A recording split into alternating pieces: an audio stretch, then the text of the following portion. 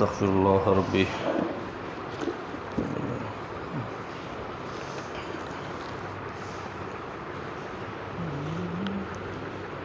الحمد للہ رب العالمین والعاقبۃ للمتقین والصلاة والسلام علی نبی الکریم وعلی آلہ وصحبہ واتباعہ ومن اتبعہم اجمعین اما بعد اعوذ باللہ من الشیطان الرجیم بسم اللہ الرحمن الرحیم وقال الذين كفروا لولا نزل عليه القرآن جملة واحدة كذلك لنثبت به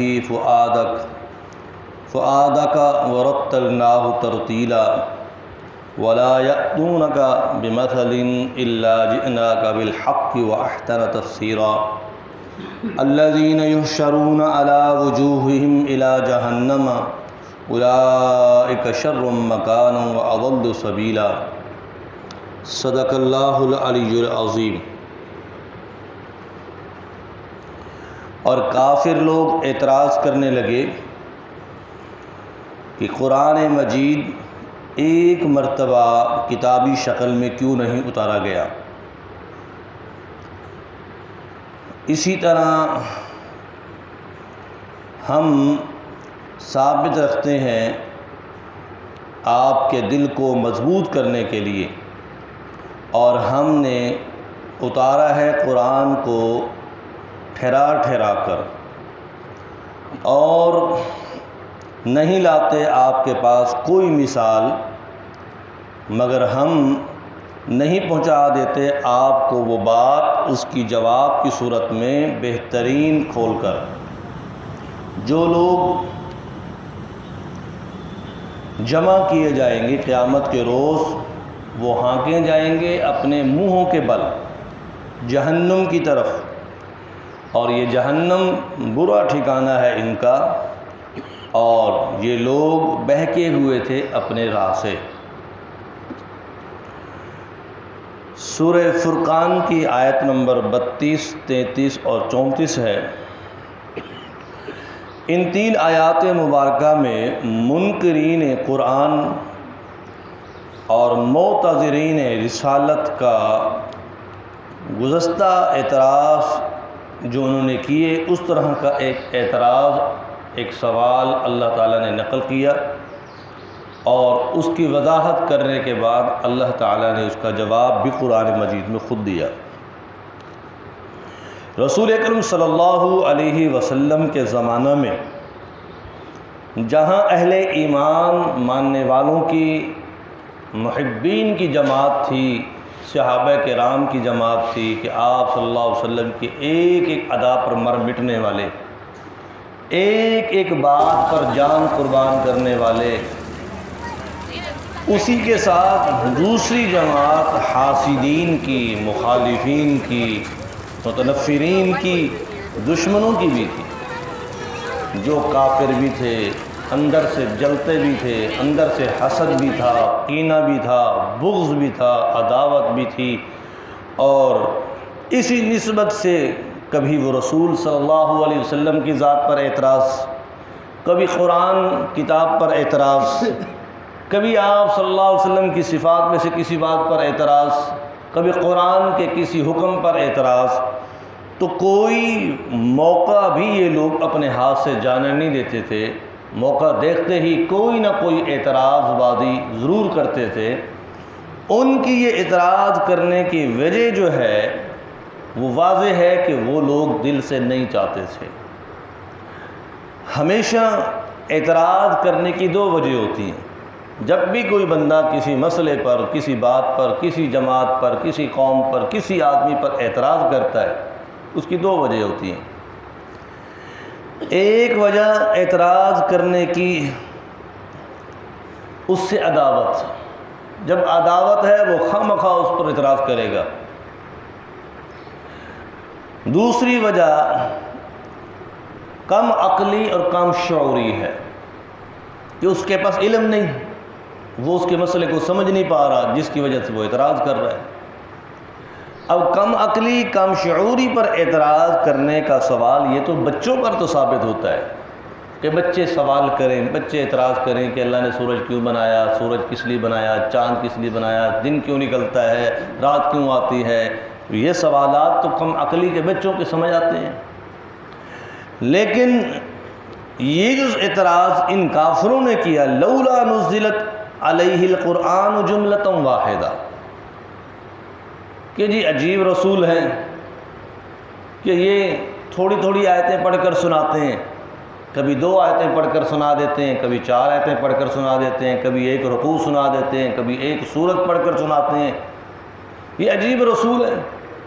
جبکہ اس آپ سے پہلے جو رسول عیسیٰ علیہ السلام آئے، موسیٰ علیہ السلام آئے، داؤد علیہ السلام آئے، شیس علیہ السلام آئے، سابقہ ماضی میں رسول آتے رہے، ان کے اوپر جو کتابیں نازل ہوئیں وہ تو کتابی شکل میں ایک ہی بار نازل ہوئی تھی۔ حضرت عیسیٰ علیہ السلام پر انجیل نازل ہوئی، پوری کتاب نازل ہوئی۔ موسیٰ علیہ السلام پر تورات نازل ہوئی، پوری کتاب نازل ہوئی۔ داؤد علیہ السلام پر کتاب نازل ہوئی، زبور تو پوری کتاب نازل ہوئی۔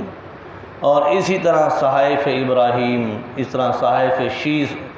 تو یہ عجیب رسول ہے کہ ان کے اوپر جو ہے جملۃ واحدہ پورا قرآن نازل نہیں ہوا، بلکہ تھوڑی تھوڑی آیتیں نازل ہوتی ہیں، کوئی رکوع نازل ہوتا ہے، کوئی سورت نازل ہوتی ہے۔ اس کی کیا وجہ ہے؟ اب یہ بات نہیں کہ ان کو پتہ نہیں تھا، علم تھا، سب کچھ سمجھتے تھے، لیکن وہ دشمنی، عداوت، جب کسی آدمی کو کسی سے دشمنی ہو جائے، عداوت ہو جائے، پھر وہ آدمی بھاتا نہیں ہے، پھر اس کا حسن نہیں بھاتا، اس کا کھانا نہیں بھایا جاتا، اس کا پینا نہیں بھایا جاتا، اس کا دیکھنا نہیں بھایا جاتا، اس کا چلنا پھرنا، اس کی خوشی میں دیکھنا، پھر آدمی کو برداشت نہیں ہوتا، کیونکہ اس سے دشمنی ہے، عداوت ہے۔ تو ان کو رسول اکرم صلی اللہ علیہ وسلم کی ذات اقدس کے ساتھ حقیقت میں تو وہ عداوت تھی، نفرت تھی، اور ظاہر میں یہ اعتراضات کر رہے تھے۔ تو اللہ تعالیٰ نے فرمایا کذالک لنثبت بہ فؤادک، ان کم عقل اور کم شعور لوگوں سے پوچھو کہ ایک آدمی کو ایک ہی وقت میں پوری کتاب کا سبق دے دیا جائے، 30 سپاروں کا سبق دے دیا جائے، اور ایک بندے کو ایک سورت کا سبق دیا جائے، ان دو میں سے کس کے لیے آسانی ہے؟ 30 سپارے والوں کے لیے آسانی ہے کہ وہ ایک ہی وقت میں 30 سپارے کا سبق یاد کرے، یا اس کے لیے آسانی ہے کہ جس کو ایک سورت دی گئی جس کی 8 آیتیں ہیں، جس کی 10 آیتیں ہیں، جس کی 16 آیتیں ہیں، 20 آیتیں ہیں، یا اس کے لیے آسانی ہے؟ لنثبت بہ فؤادک، ہم نے تھوڑا تھوڑا قرآن ٹھہرا ٹھہرا کر اس لیے اتارا ہے تاکہ پڑھنے والے کے لیے آسانی ہو، یاد کرنے والے کے لیے آسانی ہو، اور اس کے لیے قرآن کو سنبھالنا اور مضبوط رکھنا، اور اس قرآن کے ذریعے اس کا سینہ مضبوط ہو جائے۔ ہم نے اس لیے قرآن کو تھوڑا تھوڑا اتارا ہے، وگرنہ اللہ کے لیے کیا مشکل ہے؟ جو زبور اتار سکتا ہے کتاب کی شکل میں، تورات اتار سکتا ہے کتاب کی شکل میں، انجیل اتار سکتا ہے، صحائف موسیٰ نازل کر سکتا ہے، صحائف شیس نازل کر سکتا ہے، اس اللہ کے لیے کیا مشکل تھا کہ پورا قرآن اتار دیتا؟ جب اللہ نے لوح محفوظ سے آسمان دنیا تک پورا قرآن اتار دیا، انا انزلناہ فی لیلۃ القدر، کہ ہم نے قرآن مجید کو لیلۃ القدر میں اتارا ہے۔ اب یہ جو قرآن میں ذکر ہے لیلۃ القدر، یہ آسمان دنیا پر لوح محفوظ سے اتارا گیا پورا قرآن، پھر اس آسمان سے عرض پر، زمین پر رسول اکرم صلی اللہ علیہ وسلم کی ذات اقدس پر تھوڑا تھوڑا قرآن، فَاقْرَؤْا مَا تَيَسَّرَ مِنَ الْقُرْآنِ، اتنا قرآن جتنا پڑھا جائے، جتنا آسانی سے یاد ہو جائے۔ اب قرآن مجید میں ہے کہ آپ صلی اللہ علیہ وسلم پر جب وحی نازل ہوتی تھی تو آپ صلی اللہ علیہ وسلم وہ قرآن کی آیات بار بار پڑھنا شروع کر دیتے، تکرار شروع کر دیتے، 1 دفعہ 2 دفعہ 3 دفعہ، کہ یاد ہو جائے، یاد ہو جائے۔ تو اللہ تعالیٰ نے پھر قرآن مجید میں نازل فرمایا ہے، سورہ قیامہ کے اندر ہے، ان علینا بیان، کہ اے محبوب آپ اتنی مشقت کیوں اٹھاتے ہیں؟ فَإِذَا قَرَأْنَاهُ فَاتَّبِعْ قُرْآنَ، کہ آپ قرآن مجید کو بار بار پڑھتے ہیں، اس وجہ سے کہ قرآن یاد ہو جائے، بھول نہ جائے۔ آپ یہ مشقت نہ اٹھائیں. آپ کا رب ہے نا، وہ آپ کو ایسا قرآن حفظ یاد کرا دے گا کہ آپ کو قرآن بھولے گا ہی نہیں. آپ یہ مشقت نہ اٹھائیں، یہ بار بار تکرار کرنے کی، بار بار پڑھنے کی مشقت نہ اٹھائیں. اللہ آپ کو قرآن ایسا حفظ کرا دے گا، آپ کے سینے میں محفوظ ہو جائے گا کہ کبھی بھی قرآن کو آپ کو بھولے گا ہی نہیں. تو قرآن کی یہ شان ہے، قرآن سینے میں اللہ اتار دیتے ہیں، اور یہ قرآن کا ایک اعجازی معجزہ ہے. قرآن اگر سینے میں اترے تو اتنا آسان ہے کہ آپ دیکھیں کہ 6 سال 7 سال کا بچہ قرآن پڑھتے آپ کو نظر آتا ہے. 8 سال کے بچے قرآن کے حافظ نظر آ رہے ہیں اس امت کے اندر. حضرت امام محمد رحمۃ اللہ علیہ، ان کے والد ان کو لے گئے امام ابی حنیفہ رحمۃ اللہ علیہ کی درخواست کلاس میں کہ حضرت میرے بچے کو اپنی کلاس میں داخل فرمائیں، اس کو دین کا درس، حدیث کا درس دیں. تو ابی حنیفہ رحمۃ اللہ علیہ نے فرمایا کہ محترم، میرے درس حلقے میں شرط اول یہ ہے کہ اسے داخلہ دیا جاتا ہے جو قرآن کا حافظ ہو. آپ کا بیٹا قرآن کا حافظ ہے تو اس میں داخلہ ہے، اگر حافظ نہیں ہے تو پھر اس کو پہلے قرآن کی حفظ کی کلاس میں داخل کریں. اپنے بیٹے کو لے کر امام محمد کو ان کے والد درجہ قرآن تحفیظ کی کلاس میں چلے گئے، وہاں داخلہ کرا دیا.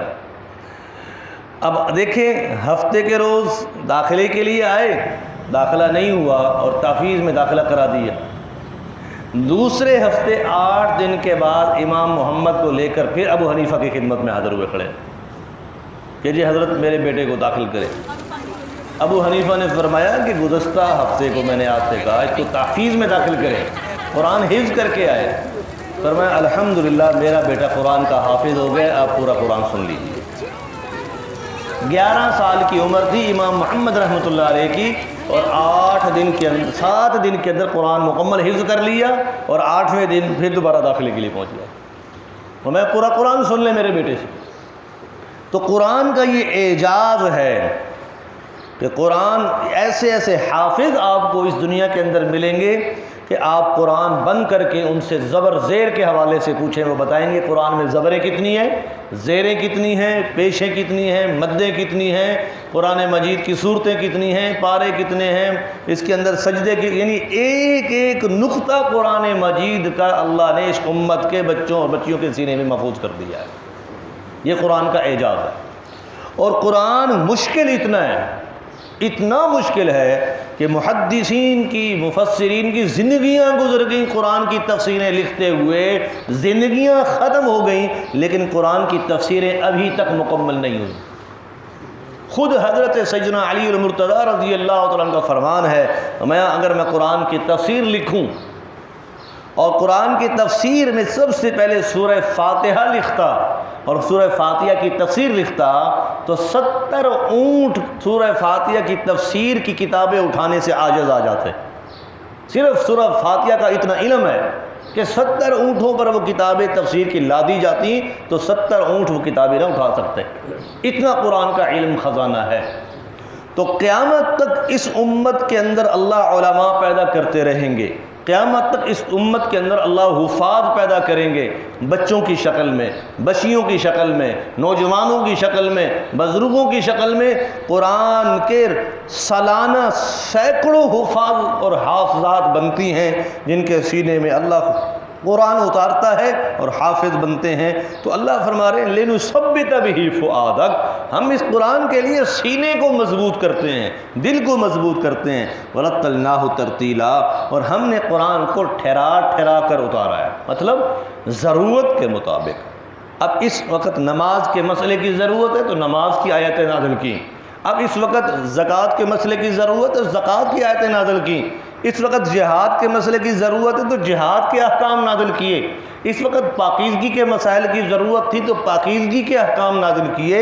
تو اللہ نے حالات اور مقتضا کے تقاضے کے مطابق رتلناہ ترتیلا، ٹھہرا ٹھہرا کر قرآن مجید کو نازل کیا ہے.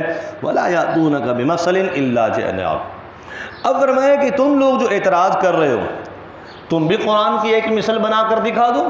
اگر تم اتنی طاقت رکھتے ہو، تمہیں قرآن پر اتنی بحث ہے، اللہ کے نبی پر اتنی بحث ہے، اللہ کی ذات پر اتنی جرت کر رہے ہو، تو پھر تم بھی تو عربی ہو، تمہاری زبان بھی تو عربی ہے، تمہاری لغت بھی تو عربی ہے، تمہارے باپ دادا بھی تو عربی تھے، تم خود بھی تو عربی بولنے والے ہو، اور قرآن بھی عربی کتاب میں ہے۔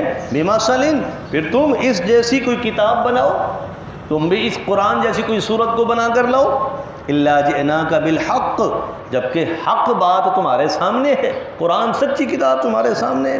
وَأَحْسَنَ تَفْسِيرًا، اور تمہارے اعتراض کا واضح جواب بھی اللہ تمہیں دے رہے ہیں۔ الَّذِينَ يُحْشَرُونَ عَلَىٰ وُجُوهِهِمْ، فرمایا جو قرآن سے منہ موڑے گا، قرآن پر اعتراض کرے گا، قرآن کے اوپر تو جہاد نکالے گا، قیامت کے دن اللہ اس کو کیا سزا دیں گے کہ وہ پاؤں کے بل چل کر نہیں آئے گا بلکہ چہرے کے بل چل کر آئے گا۔ پوچھا گیا یا رسول اللہ صلی اللہ علیہ وسلم یہ کیسی ہوگا کہ پاؤں سے چلنا تو سمجھ میں آتا ہے، کہ چہرے کے بل چلنا کیسے ہوگا یہ سمجھ میں نہیں آتا؟ تو رسول اکرم صلی اللہ علیہ وسلم نے فرمایا میرا اللہ ہر چیز پر قادر ہے، وہ چاہے تو چہرے کے بل بھی انسان کو گھسیٹ سکتا ہے، ٹانگیں اوپر کر دے، چہرے کے بل چلائے، سزا کی صورت میں چلائے، وہ کر سکتا ہے، اللہ اس بات پر قادر ہے۔ الی جہنم، انہیں جہنم کی طرف ہانکا جائے گا، اور یہ بدترین ٹھکانہ، اور یہ لوگ سیدھے راستے سے بہکے ہوئے ہیں۔ تو انسان کو ہر وقت اللہ کی ذات سے ڈرنا چاہیے اور اپنے ہدایت کے راستے کی دعا کرنی چاہیے، اور سیدھے راستے کے لیے ہر وقت انسان کو مستعد رہنا چاہیے۔ اللہ تعالی ہم سب کو صراط مستقیم نصیب فرمائے، آمین رب العالمین۔ الحمدللہ حمدا کثیرا طیبا مبارکا فیہ، ربنا آتنا فی الدنیا حسنہ وفی الآخرۃ حسنہ وقنا عذاب النار، ربنا افرغ علینا صبرا وتوفنا مع المسلمین، اللہم اعنا علی ذکرک وشکرک وحسن عبادتک یا حی یا قیوم، وانت المستعان وعلیک البلاغ ولا حول ولا قوة الا بک، صلی اللہ تعالی علی خیر خلقہ محمد وعلی آلہ وصحبہ اجمعین۔